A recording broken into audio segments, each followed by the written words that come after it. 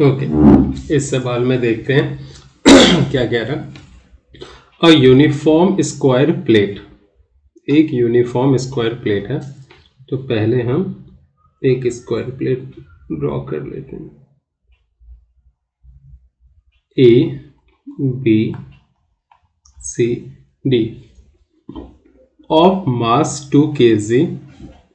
इस square plate की mass कितनी है? 2 kg एंड एज 10 सेंटीमीटर।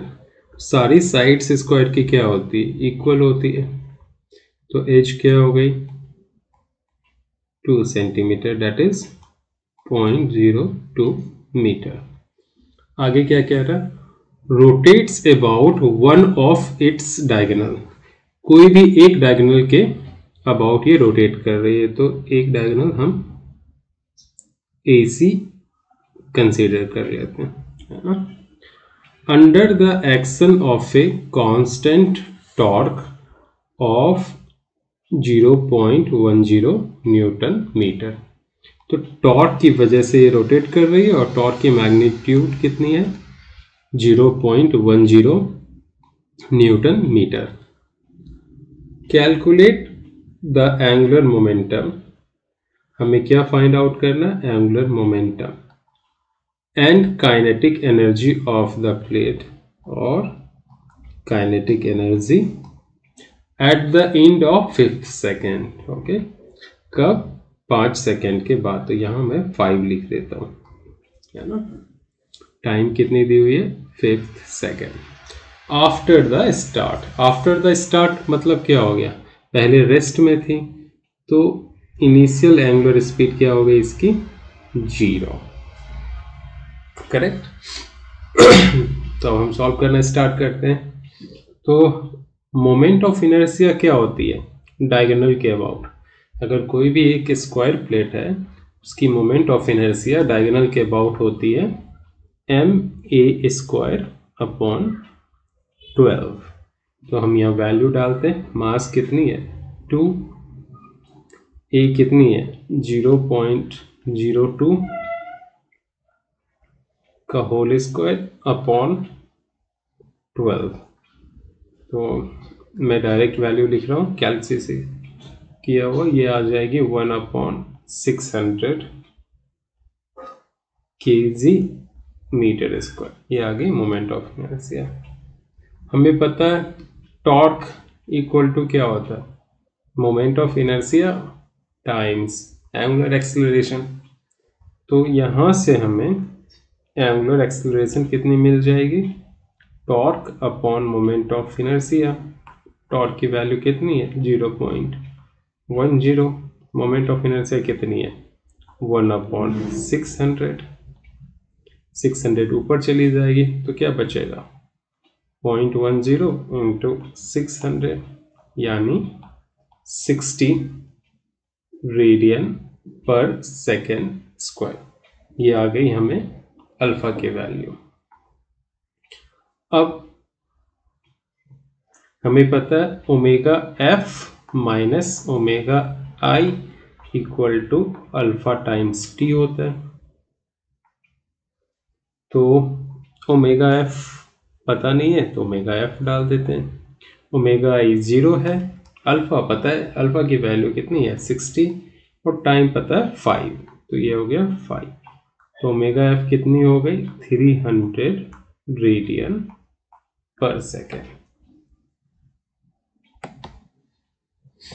तो therefore omega F equal to 300 radian per. मतलब क्या? 5 सेकेंड के बाद जो एंगुलर स्पीड हो जाएगी AC एक्सिस के अबाउट, वो कितनी होगी? 300 रेडियन पर सेकेंड। अब पहला क्वेश्चन क्या निकालना है? Angular momentum. क्या होती है angular momentum? I times omega. I की वैल्यू कितनी है हमारे पास? 1/600। ओमेगा कितनी है? 300। तो ये कैंसिल होके कितनी आ गई? 2, मतलब 0.5 जूल सेकेंड। करेक्ट। दूसरा क्या है? Kinetic energy. देखो काइनेटिक एनर्जी क्या होता है, हाफ आई ओमेगा स्क्वायर। यहाँ पे हाफ आई कितनी है, 1/600, ओमेगा स्क्वायर 300 का स्क्वायर। ओके, तो ये हो जाएगी, एक 300 से ये कैंसिल हो जाएगा, ये तो 2 हो जाएगा और ये भी 2 हो जाएगा और यहाँ हो जाएगा 300। ओके, तो ये आ जाएगी 75 जूल आंसर। ये कौन सा क्वेश्चन था, question number 47। Question number 48, calculate the ratio of the angular momentum of the earth about its axis due to its spinning motion to that about the sun due to its orbital motion। Okay, तो देखो यहाँ पे क्या है, सन है, correct, और समझो ये ऑर्बिट है और यहाँ अर्थ है ना। अर्थ ऑर्बिट भी कर रही है, यानी इस एक्सिस के अबाउट ऑर्बिट कर रही है ना, किसको, सन को। तो ये जो डिस्टेंस है वो भी ध्यान में। और दूसरा क्या है, अर्थ अपने एक्सिस पे भी रोटेट कर रही है। ये अर्थ की एक्सिस है, इस पे भी ये क्या कर रही है, रोटेट कर रही है ना। तो जब अर्थ अपने एक्सिस के अबाउट रोटेट करेगी तो समझो इसकी एंगुलर मोमेंटम कितनी है, ls। और जब ये सन के अबाउट रिवॉल्व कर रही है उस समय इसकी एंगुलर मोमेंटम कितनी हो जाएगी, वो LO डालते हैं क्योंकि O स्टैंड्स फॉर ऑर्बिट। तो सवाल क्या कह रहा है कि हमें LS अपॉन LO ये फाइंड आउट करनी है ना, यानी angular momentum about its axis और दूसरा angular momentum when earth orbits around the sun, है ना। इन दोनों केसेस का रेशियो निकालना है। ओके, तो जब अर्थ अपने एक्सिस पे रोटेट करेगी, करेक्ट, जब अर्थ अपने एक्सिस पे रोटेट करेगी तो उस समय जो मोमेंट ऑफ इनर्शिया होगा वो IS लिख देते हैं, है ना, और एंगुलर स्पीड जो होगी वो WS लिख देते हैं। और जब ऑर्बिट करेगी उस समय मोमेंट ऑफ इनर्शिया क्या होगी, IO अर्थ की, और एंगुलर स्पीड ओमेगा हो। तो पहले स्पिन का देखते हैं। अर्थ स्पिन कर रही है अपनी एक्सिस के अबाउट, मतलब अर्थ को क्या कंसीडर करेंगे, एक स्फीयर, सॉलिड स्फीयर, और सॉलिड स्फीयर का मोमेंट ऑफ इनर्शिया क्या होता है, 2/5 मास टाइम्स रेडियस स्क्वायर। क्लियर। और हमें पता है अर्थ अपने एक्सिस पे कितने टाइम में रोटेट करती है, 24 आवर्स में। तो टाइम पीरियड कितनी हो गई, 24 आवर्स, है ना। इसलिए ओमेगा कितनी हो जाएगी, 2π by time period, that is 2π by 24। तो यहां क्या हो जाएगा, देखो 2π अपॉन 24। अब नीचे जब अर्थ ऑर्बिट कर रही होती है उस समय अर्थ को हम पॉइंट पार्टिकल कंसीडर करेंगे, क्योंकि अर्थ सन से बहुत दूर है, इसलिए पॉइंट मास उसको कंसीडर करेंगे, है ना। तो पॉइंट मास का मोमेंट ऑफ इनर्शिया क्या हो जाएगा, मास जो अर्थ की है वो टाइम्स ये सेपरेशन, ये जो सेपरेशन है उसको हम स्मॉल r बोल देते हैं, small r square times omega. Omega क्या हो जाएगा, देखो ऑर्बिट करने की टाइम पीरियड कितनी क्या होती है, 365 डेज, है ना, डेज है, मतलब क्या हो गया 365 इंटू 24 आर, है ना। तो ओमेगा क्या हो जाएगा ऑर्बिट का, 2 पाई अपॉन 365 इंटू 24। तो हम इसको लिख देते हैं यहाँ पे 2 पाई अपॉन 365 इंटू 24। अब देखो क्या क्या कैंसिल हो जाएगा, ये मास और ये मास कैंसिल हो जाएंगे।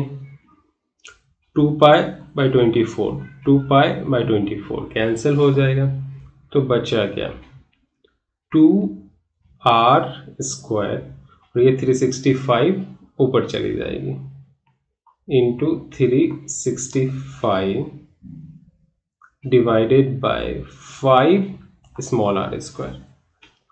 तो बेसिकली क्या हो जाएगा 2 इंटू 5 से ये कैंसिल हो जाएगी, 5 7 जा 35 1 3, 2 into 73 r square upon r square, है ना। तो दोनों की वैल्यू डालेंगे तो क्या हो जाएगा, यहाँ पे ये हो जाएगी 146 2 इंटू 73, और ये हो जाएगी 6400 अपॉन, क्योंकि अर्थ की जो रेडियस होती है वो कितनी होती है 6400 किलोमीटर होती है, और स्मॉल r ऊपर दिया हुआ होगा, एक सेकेंड, हाँ इतनी दी हुई है 1.5 इंटू 10⁻⁸। तो इसको हम यहाँ डाल देते हैं 1.5 इंटू 10⁸ इस कंप्लीट का होल स्क्वायर। ओके, जब इसको हम कैलकुलेट करेंगे तो वैल्यू आ जाएगी नियर अबाउट 2.65 इंटू 10⁻⁻⁷, जो कि हमारा आंसर है। चलो ये सवाल देखते हैं 49 क्या कह रही है। Two particles of masses m1 and m2 are joined by a light rod of length r। तो दो पार्टिकल ले लो, यहाँ यहाँ इसको ज्वाइन कर दो लाइट रॉड से, और इसकी लेंथ कितनी है r। The system rotates at an angular speed omega about an axis through the center of mass of the system। तो center of mass of the system ये m1 है, m2 ये exact बीच में नहीं होगा, यहां भी हो सकता है, तो मैं यहीं ले लेता हूं क्योंकि दोनों मास अलग अलग हैं। तो इसके अबाउट, है ना, दोनों बॉडी रोटेट कर रही है, किस स्पीड से, ओमेगा एंगुलर स्पीड से। Okay, so that the angular momentum of the system is, तो हमें शो करना, प्रूफ करना है कि एंगुलर मोमेंटम L जो है म्यू r स्क्वायर ओमेगा है, जहां म्यू की वैल्यू कितनी है, म्यू की वैल्यू है m1 m2 by m1 plus m2 r square. Okay, तो इस सिस्टम के लिए हम एंगुलर मोमेंटम अगर इतना निकाल पाए तो हमारा आंसर सही है, मतलब हम प्रूफ कर पाएंगे। देखते हैं, देखो ये दो मास है और उसको एक लाइन ज्वाइन कर रही है ना, तो मतलब इन दोनों बॉडी का, यानी ये जो सिस्टम है इसका सेंटर ऑफ मास इस लाइन में ही कहीं होगी। ओके, तो x मान लो, तो x इक्वल टू क्या होगा, अगर हम इस पॉइंट से निकाले सेंटर ऑफ मास, ओरिजिन हमारा अगर ये है, तो क्या होगा m1 इंटू 0, है ना, m2 इंटू क्या हो गया r हो गया, क्योंकि 0 से यानी m1 से m2 की डिस्टेंस कितनी है r, upon m1 plus m2, तो क्या हो गया m2 into r upon m1 plus m2, ये क्या हो गया सेंटर ऑफ मास, है ना। फर्स्ट बॉडी से कितनी दूर है। ओके, तो सेकेंड बॉडी से कितनी दूर हो जाएगी, सेकेंड बॉडी से ये हो जाएगी r माइनस ये डिस्टेंस, ये कितनी है m2 into are upon m1 plus m2, तो ये निकल के आएगी m1 into are upon m1 plus m2, है ना। अब सेंटर ऑफ मास के about moment of inertia m1 का क्या हो जाएगा, तो I1 लिख देते हैं m1 के लिए मोमेंट ऑफ इनर्शिया, वो क्या होगा m1 टाइम ये डिस्टेंस ये, और ये कितनी है इतनी, m1 into m2 r upon m1 plus m2 का होल स्क्वायर, है ना।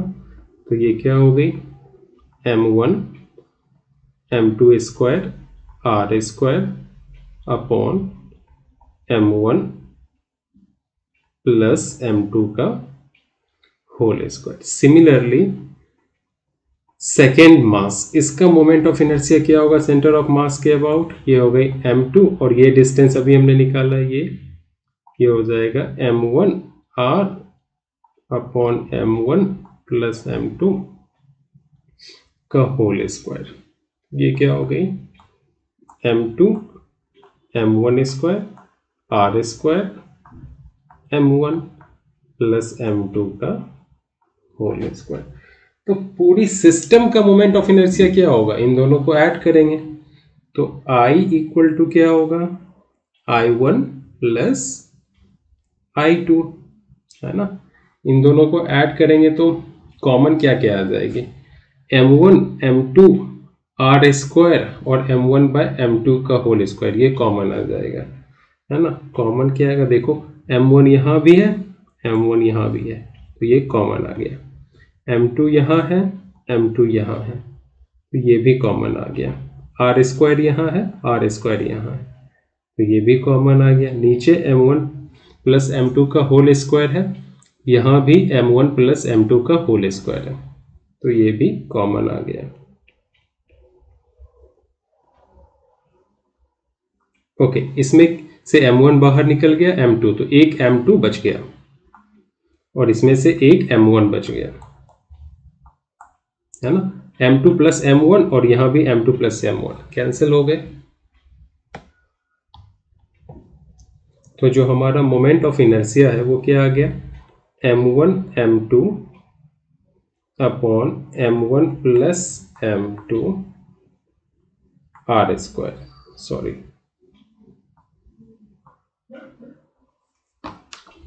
अब हमें पता है एंगुलर मोमेंटम होता क्या है, moment of inertia times angular speed. Moment of inertia कितनी है ये, तो लिख देंगे m1 m2 upon m1 plus m2 r square into omega, और क्वेश्चंस में दिया हुआ m1 into m2 upon m1 plus m2 को क्या बोलते हैं म्यू, ये r स्क्वायर और ये ओमेगा। प्रूव हो गई, इतनी ही प्रूफ करनी थी ना म्यू r स्क्वायर।